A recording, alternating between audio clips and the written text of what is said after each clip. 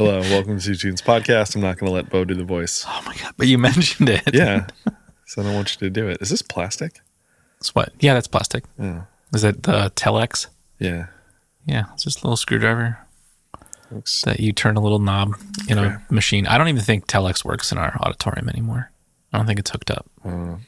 It's weird that it's plastic. It's a plastic screwdriver. That seems bad. Because you're just turning it's to turn a dial. Oh, okay. That's like in the machine. Gotcha. So it's not like, it's a screwdriver, but it's not a screwdriver. Yeah, I got you.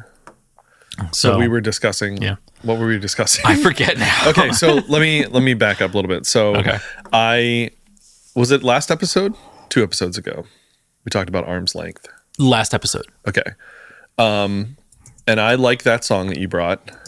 Yes. And then you text me back later and it's like, this album's really good. Yeah. Like, I think I said on the podcast, I was like, I'm going to give it a listen. I'm going to give it a fair shake and like give it a listen. And I did. And it's good. I've listened to it again since. I still am not in love with his voice all the time. Yeah. And what I was saying to you was I listened to the Lead Singer Syndrome podcast, which if folks haven't heard that, it's good. It's Shane Told from Silverstein, who we've had on the podcast already. And he's the lead singer of that band. And he interviews other lead singers of other bands, mostly within sort of the scene, if you will. So anyway, I saw that the Arm's Length guy was on there. And I was like, oh, I'll like give it a listen. And as I was listening to him, I was like, oh, you don't open your mouth enough when you talk. And it's just, probably just, he speaks the way that people speak where he comes from, which is like somewhere in the middle of Ontario.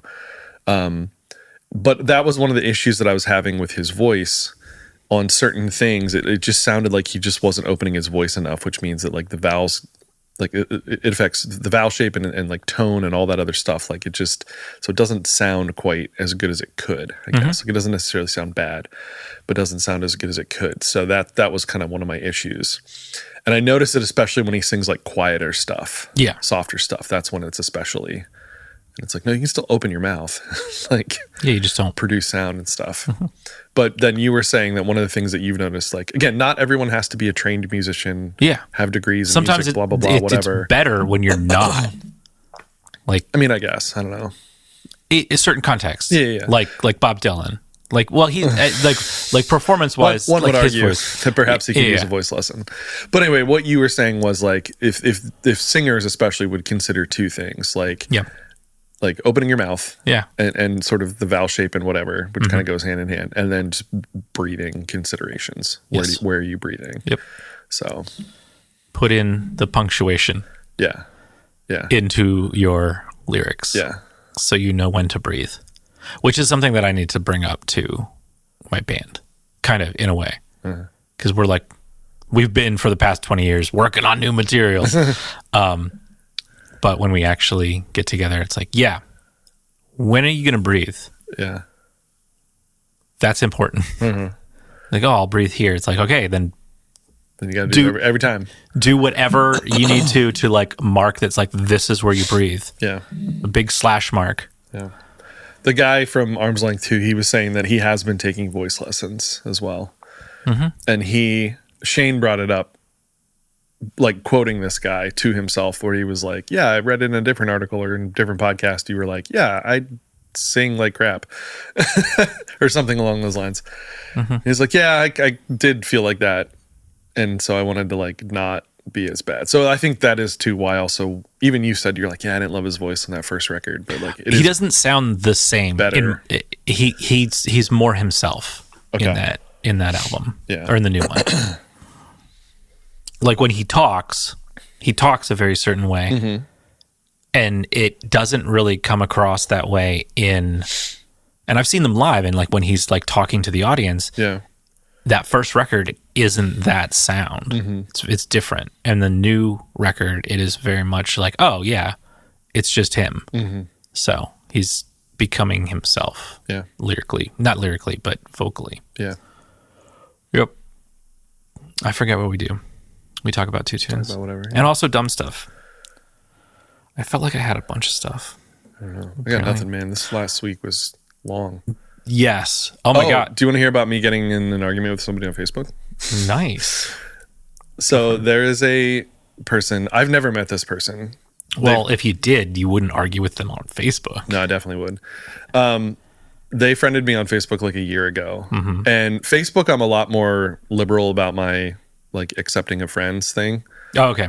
Because there's like a lot of people in like the theater world or the music world or whatever that like they friend you for whatever their reasons are, you know. Maybe they'll need to reach out to you about something at some point, or they see you're doing a thing or whatever. Sometimes like when I'm announced as being part of like the production team on a musical for like community theater, I'll get some friend requests from that. Yeah. Like people that are interested in doing a show. Like even before I've met, like even before they're cast or whatever, like I'll get some things like that. I also don't really post to Facebook, so I don't really care. Instagram, I'm a lot more selective about that. So anyway, so this person, they are a piano player, they're a musician. They apparently are adjunct at Dickinson. They also have like their own studio. They do all kinds of stuff. To me, they are very much like a freelance type musician. You know what I mean? They have steady gigs and steady things, but it's not a salaried position thing like that, whatever. So I've seen in various posts with them, like they've posted about like having financial issues or just worried about finances and different things. And it's like, yeah, like a lot of us do, but also especially when you're in that kind of like freelance gig culture, it's a lot more because you don't necessarily have the steady paycheck. Or if you take a day off, that's a day you're not earning money kind of thing. Like I get and appreciate all of that. You know, whether that's, and you don't know like why someone's in that role. Maybe that's just what works best for them and whatever. But anyway, so they posted on Friday night, something, it just was, I don't know. The post itself was kind of dumb. They took it down now, but it was something to the effect of like, hey, you know, public school teachers, like I appreciate you and I love you and blah, blah, blah. But like not all of us get our paid summers off or whatever. And it was the paid summers off thing. It's the paid portion of it. Yeah. And then they doubled down on it again, like in the post about having PTO in the summers and blah, blah, blah, and all this stuff. And it was just, I don't know, it like reeked of like a jealousy factor and like, and certainly a non-understanding factor because you just chuckled at the paid summers off thing, which I'm going to address here in a second. Can I chime in just a second? So we've had this conversation before about like, and I think it was like the last time we recorded, off mic had it like, you definitely view it as, and a lot of teachers do. I'm in the mindset of like, I get paid. Cool. Awesome. Thank you. I appreciate that. Yeah. But you and most other teachers, and this used to be not that long ago, we are paid for 10 months of work. Yeah. 193 days or whatever it is. Yeah. We are not paid for a full year. We are paid for that amount of time. Our contracted time. Yes. Yeah. And we'll say June, July, and August, because it rolls off the tongue really well. That is, we're paid for the work we've already done. Yeah. And well, our pay is prorated. Yes. It is spread across 12 months. But it's only for 10 months But it's only for 10 months of work, yes. So summers, even though... Hold on, one more thing. Okay, so my dad was a teacher. Yep. When he was a teacher, you had two options. A, over the 12 months, or B, over the 10 months. Yeah. If you do the 10 months, there's 2 months you're not getting any money in. Yeah. And that's dangerous unless you get another job. Yeah. It's like, oh, I get a summer job. Yeah. Or you put money away or whatever. Yes. Like you have to think about that. Where the 12-month pay. There also used to be a third option. What was that? It was sort of the 12-month thing. Just all up front. No. Well, no. So you would get paid regularly for the 10 months. Yeah. But then the 2 months in the summer, you could continue to get paid that out, or you could get a lump sum. Okay. I remember my aunt and uncle talking about that. Yeah. I was like, that seems weird. Yeah. But anyway, the choir, third option. The choir director here, I was talking to him about it as well. Because I wanted like a second opinion of like, how do you view this? It's like, oh yeah, we get paid for 10 months. Yeah. And it's just spread across 12. But he's like, yeah, we used to have like, and I told him about my dad's situation, and it's like, oh, you had the choice. Yeah. And he was like, oh yeah, he's been teaching 20 some years. Yeah. It's like, yeah, like we had that choice too, like earlier on. Yeah. It's like, who would want, like you have to worry about if you do the 10 month, it's like, oh man, I'm banking. But like, if you're not, then it's like, you need to worry about like, okay, what I'm going to do in the summer. I need to put away money so I have that money later on. So yeah. Go ahead anyways. So this person posted this thing, and again, like, I didn't even really get the sentiment of it. Like, people are not supposed to celebrate their having time off and whatever. Like, I don't know. It was dumb. And so I just was in a mood and I was like, I didn't come at them. I didn't, whatever. I just was like, hey, I guess I kind of get where you're coming from here a little bit, but I just need to like correct this misinformation in that what we just talked about. We are not getting paid summers off. We are getting paid for the work that we have done. It's just prorated. I didn't use that term, but like I was just saying, we have contracted positions. We only get paid for the contracted time. That's it. Yeah. 100. I didn't quote a number, but it's like 193 days or whatever, right? Yeah. It's like 180 student days plus we have PD and all that other stuff. So that's what we get paid for. And then another teacher, I don't know if you know Eric Griffith. I'll use his name because he teaches choir over at CV. I don't, but anyway, but then he commented on my comment and he's like, I can't believe it's 2025 and we're still having to explain this to people. That's why I'll use his name, because he's not in the wrong here or anything. It just was funny. Yeah. So then it turned into this whole back and forth thing, and other people were commenting, kind of saying the same thing. And she's like, yeah, but that's not the point, and she kept saying, this person kept saying about paid summers off, even when saying like, well, I get that, like, you keep stating the wrong thing. Yeah. And then was doing the whole thing. Well, have you read the other comments I've made? Yes, I did. I have read the other things you say, and you're still not saying the right thing. And I finally, my last thing was, yes, I've read all the other stuff you posted. And I still kind of like, it's like I kind of get what you're saying, but you're just stating something false. Like when you say paid summers off. When you say paid summers off, or that summers are PTO for us, that's just false. And I was like, I said, because I also brought up, I was like, there's a whole other separate issue here that we could get into about all the work, about the actual unpaid work that we do. But that's neither here nor there. I'm just saying that there is a falsehood in your thing. And I was like, well, where's the falsehood? And I'm like, the fact that you said there's paid summers off.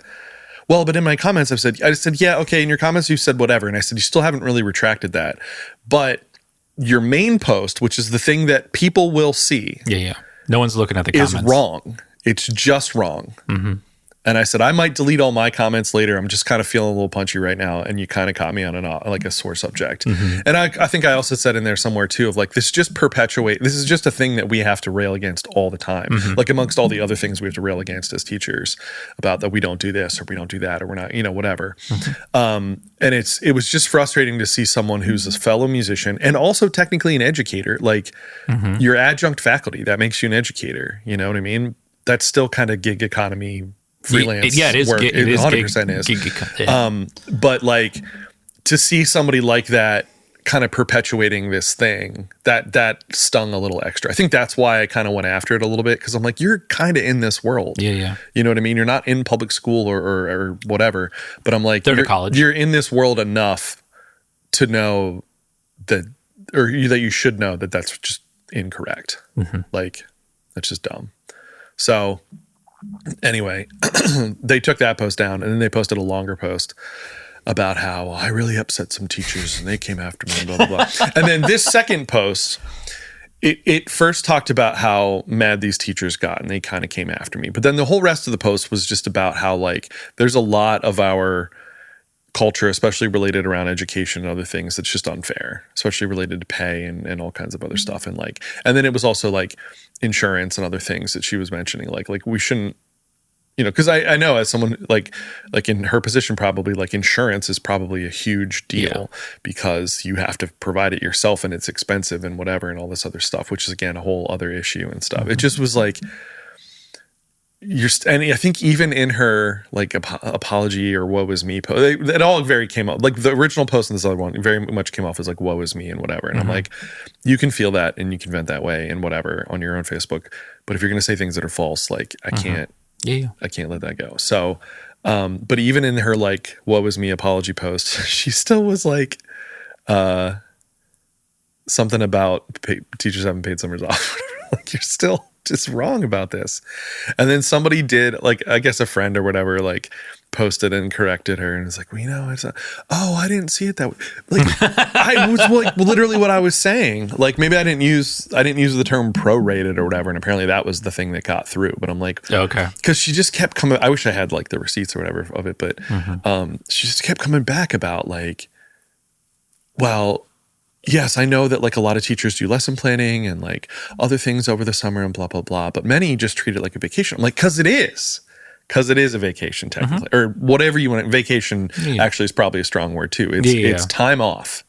It's time off, right? Yeah. Full stop. Starting next Friday, I don't officially have to be back at school until August 12th. Yep. So I will have about 7 weeks off in there. And I'm not getting paid for those 7 weeks of time, technically. Yeah. Am I getting money deposited from the school district? Yes, but that is prorated again. That is money that they owe you because I have worked. They did not pay. They didn't pay it when I was doing the work. The proper pay when we were working. Yeah. So anyway, that was my. I don't usually do that too often. Yeah. I was in a mood Friday night. So good times. Yeah. Yeah, we have a new listener that works with us. Okay, or works with me. It's not that person. No, it is not. It's not that person. The person. They're coming to the show on Friday too. Okay, is it Mike? It is not Mike. I don't want to name them. Okay. Even though they'd probably be like, "I know you're talking about me. I know you're talking about me." Okay. Anyways, we'll save that for another day. I guess. Okay. We're here to talk about two tunes. My first. You are first. Again, new music. At least as of recording this. Yeah. You know what? Now I gotta dive into this. There's a lot of new music that came out like the last 2 weeks. Like so much. I would even go back the last couple months. Yeah. Like of bands that we like and listen to. A ton. A ton of stuff. So this album, as of the recording of this podcast. The whole album just came out. What are you talking about? Are you aware? Yeah. So I know this is a single, but... No, I was just about to say, like... Oh, yeah. It's from the album. Yeah. Like, that just came out. But then there's also a new... I sent it to you because I'm like, you like this band, and then you were like, I don't want to listen to until the album comes out. Oh. Who was it again? Hot Mulligan. They just dropped a new single. Yeah. And announced their new album. Yeah, and the Starting Line put out a new song. Yes, I didn't listen to that either, but I did pre-order the album. Is it an album? Yeah, they're dropping an album. Okay. They're doing it all themselves too, which is cool. Are you the same way? Like you don't want to watch or you don't want to? Yeah, I don't want to listen. Okay. Oh, God.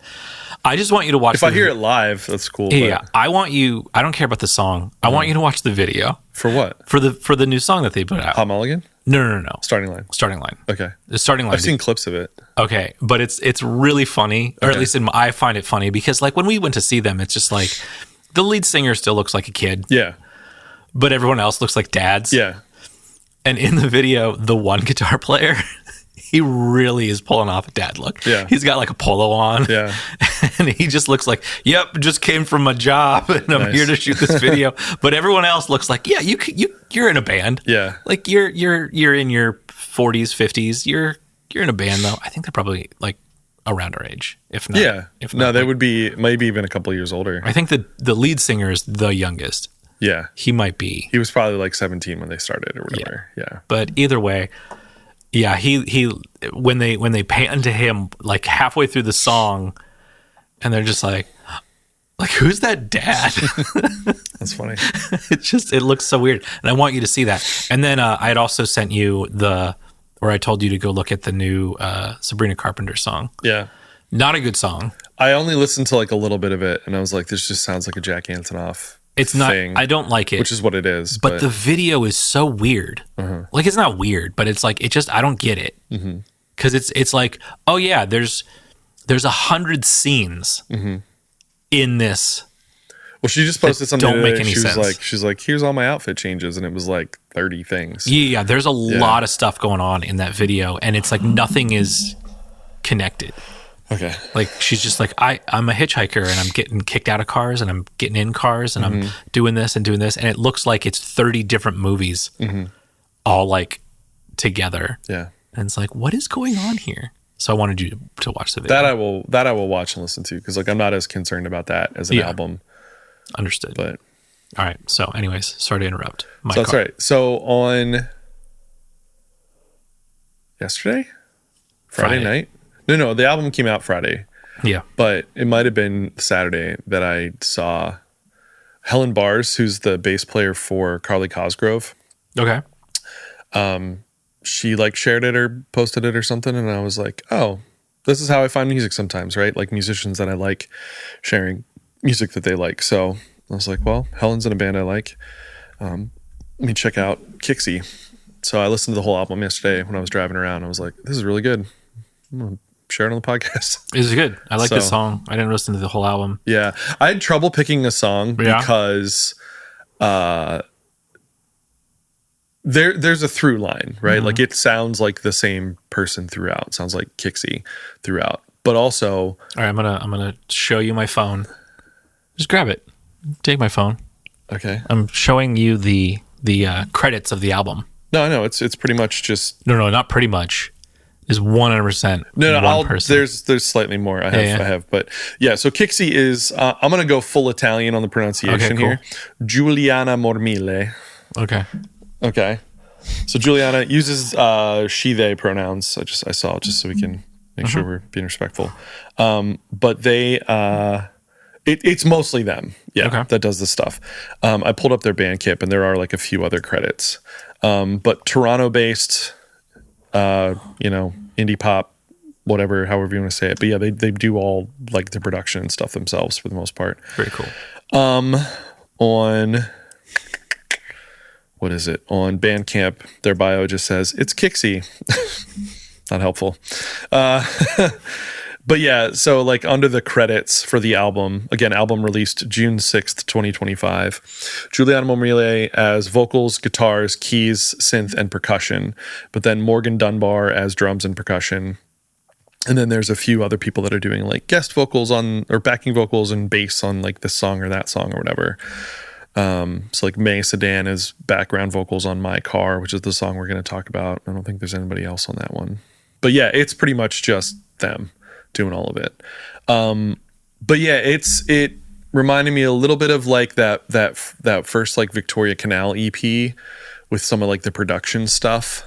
It gives me like a little bit of vibes of like 100 Gex also, again, just like with the production things. Like they'll use like a lot of distortion on their voice, or like use a lot of like pitch shifting, auto-tune as an effect, not as a let's get your pitch correct. No, as in, yeah, like we want it to sound like this. T-Pain. And there's a lot of like, there's some song, like I forget which track it is. It's like one of the ones towards the end where it just is like, oh, this is the first time that it just sounds like a straight up like indie pop song. But then even that song like devolves into something else. So every track, again, it all sounds like it goes together, but like even sometimes within a track, the feel and the vibe and like almost like the genre changes in a way. And so I kind of feel like that track to track in a way too. Like you can get the connection, but it's like, man, that song is so different than this song, is different than this song, is different than this song and stuff. So I just picked this one just because it's I think track 2. And as I heard it at first, I was like, oh, this might be the one. I might talk about this one. And then as I was listening to the rest of the album, I kind of had that same feeling, and I just went back to the first one that I had that thought about. So yeah, that's all I have to say. So this is My Car by Kicksie from the brand new album, Big Sucker.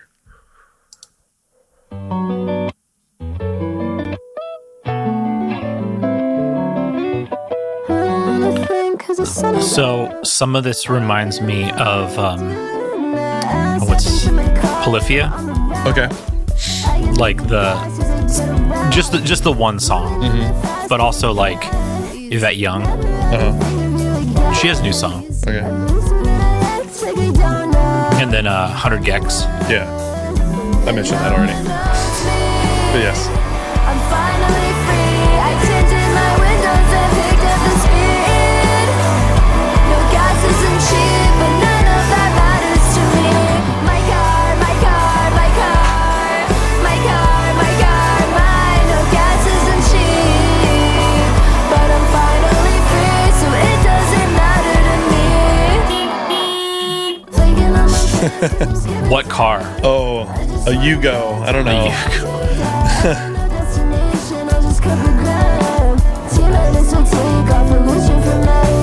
Personality shift from the first to the sixth. Motion really go quick. Now it's too late because I'm gone. I'm covered ice black the sun. I think the other reason I picked this one is because you get all the vocal effects going on. You get their actual voice, and then like the distorted voice, and then like the pitch shifting, and also the guitar solo. It has everything in it.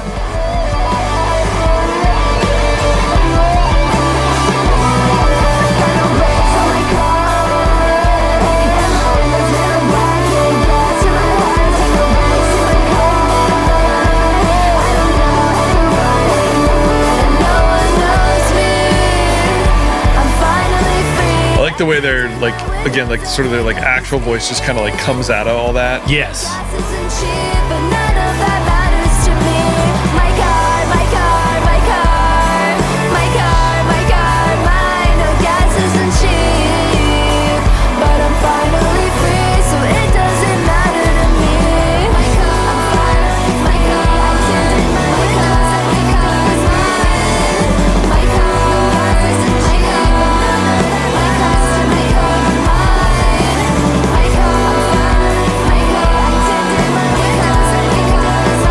I like that even this bit where it's just a lot of it's repeating, there's still, if you listen to like the bass line's changing up a little bit and like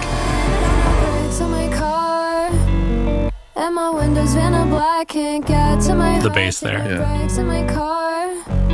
It's kind of bass that would like shake your car. So lyrically with shake this, my car. Yes, my car. It doesn't feel like lyrically it doesn't feel like what Gen Z is. Okay. Or at least maybe like the students that we've had the past X amount of years. Have all our students been Gen Z? Has all your students been Gen Z? I don't know, probably. I would think so. Or like Gen Alpha now. Well, freshmen. Well, now sophomores. Yeah. Or Gen Alpha. Like it's a cusp there. Because I don't think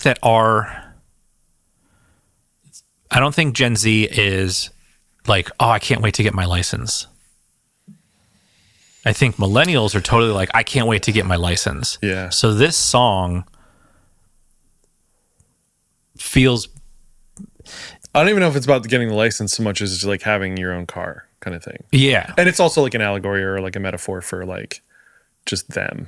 Like I can lock myself in my car. Like I can lock my heart up. I can lock my, Yeah. those kinds of things. I can get away from here. I can go, Yeah. But it is like the car for my generation, our generation, I think is a very much like I got my car. I have freedom now. Yeah. I can get away from the house because there was no internet. I mean, there was, but the only way to experience anything was to get out. Yeah. And like, oh, I want to go but I don't want to go with my mom and dad. I want to go on my own and explore myself. Where now kids don't want to do that. A lot of, or at least I think that, or my viewpoint. Oh, a lot of our kids don't get their licenses. Yeah.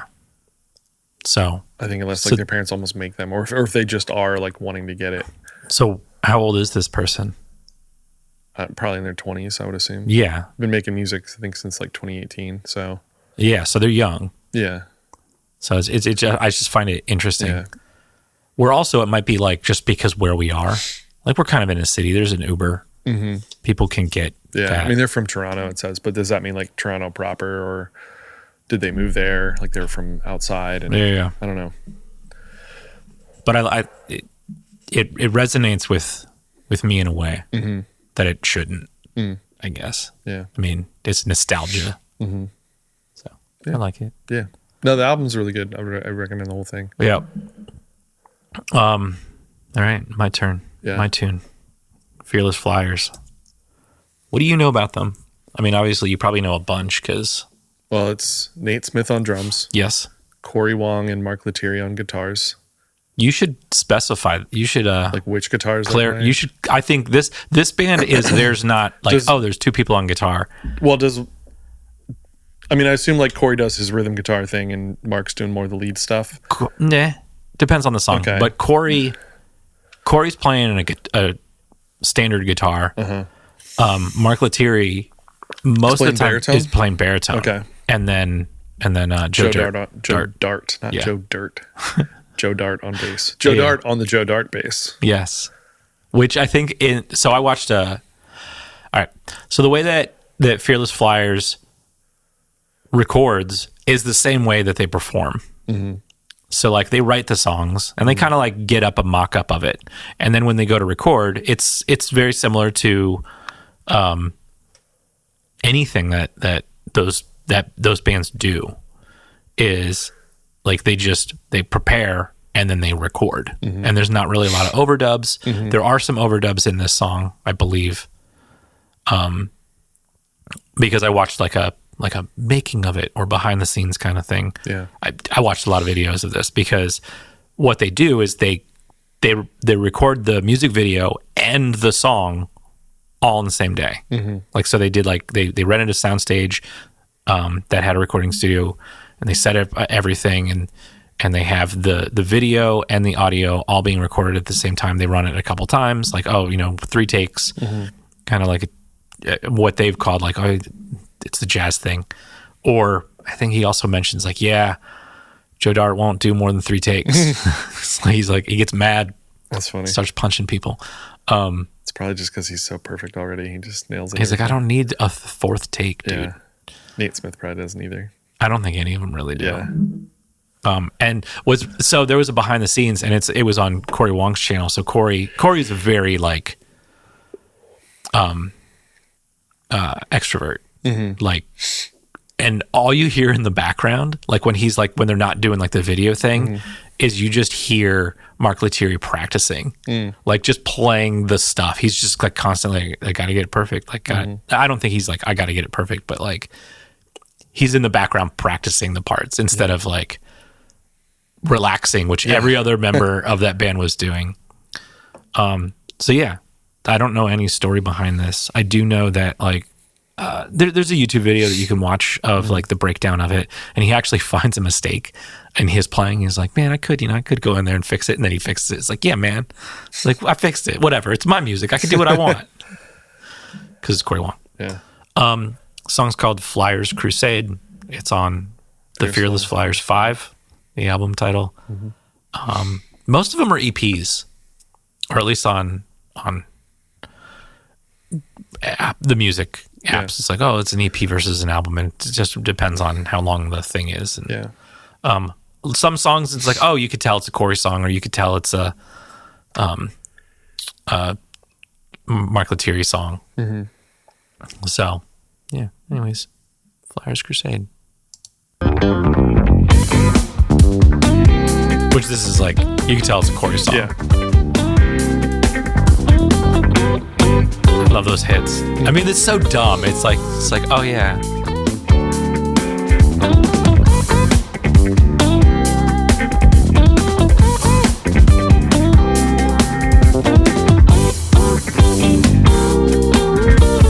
What else is Nate Smith in? He's got his own thing. B-section. He's got a band called Kinfolk. He's done a couple albums with. It's like his own band though. Cool. Yeah, he's mostly done under his own name. It's that unison. Yeah.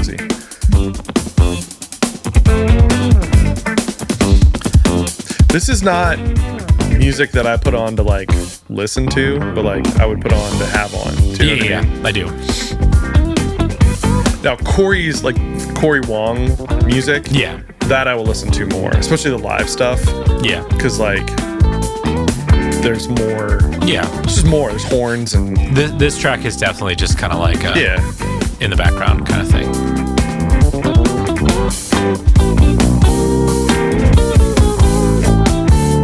I was just going through some of my records to like reshelf and different stuff, and I was like, oh yeah, I have this Fearless Flyers album from when they played at Madison Square Garden. Nice. When they opened for Wolfpack. Which is the same band. Well, 2 of them at least. Corey's technically in addition to Wolfpack though. He's Yes. not. Yeah, he's not in. I mean, he's been in. Well, he is, but he wasn't. He? I don't think he was originally. I think they like added I want him. you to pay attention to this drum solo. Because at some point he just like feels like he's going to go off the rails. Right here.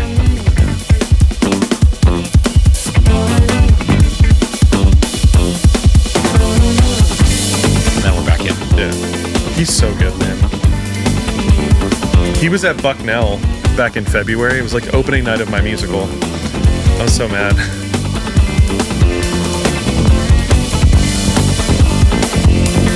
He's got a good, I don't know what you call it. I'll say podcast. It's not. It's a video on his channel, but he does like a one-on-one with different musicians. I forget what it's called. Nate Smith. Yeah. Okay. But like Corey Wong has like a podcast, like a proper like audio podcast, or whatever. But like this What is it? Wong Notes? No. Yeah. Is it Wong Notes? Yeah. It is Wong Notes. But Nate Smith has the thing on his channel. It's video stuff, but it's like him and somebody. And so like they'll chat and then they'll play. And they'll chat and they'll play. Oh, that's cool. Yeah, it's real cool. I don't know how many he has. I know he's got one with Charlie Hunter. That one's good. Do you know Charlie Hunter? The name sounds familiar. Man, he plays 7-string. Pocket Plus One. Yeah. It's a podcast. Is it? Okay. I mean, it might be like a video podcast. 'Cause Yeah. It looks like it's on YouTube more than it's. I think I've listened to 65. No, that's. I haven't listened to the cartoons one yet or the one with Kiefer. But I think I've listened to the rest of them. It sounds similar to, what is it? The guitar player for the Foo Fighters, Chris Shiflett, his podcast, Okay. which is like shredding with Chris Shiflett or something like that. Yeah. Where like they both have guitars and they'll like, Yeah. hey, can you? I mean, but it's different because it's virtual and it's like, hey, will you play? Like he talks about guitar, but he's like playing. Yeah. Like like this. I like the Rivers Cuomo episode because you don't realize how good of a guitar player Rivers is because he doesn't like really show it off, but he can like. He was playing stuff similar to Eddie Van Halen. Like he was a shredder when he moved to LA. He's like, yeah, I'm in metal bands, and then he does Weezer. Yeah, You're just like, you were in metal bands? Like, yeah, man. All I did was practice and play guitar. Yeah. Look how brick that waveform is. Yeah. Is that a good thing or a bad thing? For that music, it's fine. Yeah, I think Corey was the one who mixed it as well.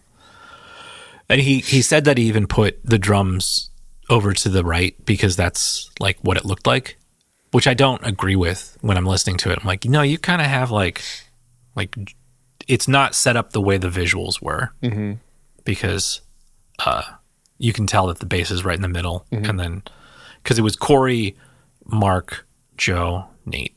They've got such like normal names. Yeah. You'd think that's weird. Yeah. I don't know. Anyways, that's our 2 tunes this week. Yeah. Let people know about it. Share it. Yeah, tell your friend. Tell your loved ones. Tell Shane your Told enemy. say on his podcast, even if you have 13 followers, share it. Yeah. Let people know. I wonder if his podcast is like doing well or not. Because sometimes it seems like it's not because he kind of like asks for things. I mean, he's got a Patreon. Yeah. So It's not his main gig, obviously. no. I think the Patreon probably just covers whatever expenses. Yeah. The All Access Club, Yeah. which is just Patreon. Yeah. Patreon. Anyways, that's it. That's it. We're done. Bye. Bye.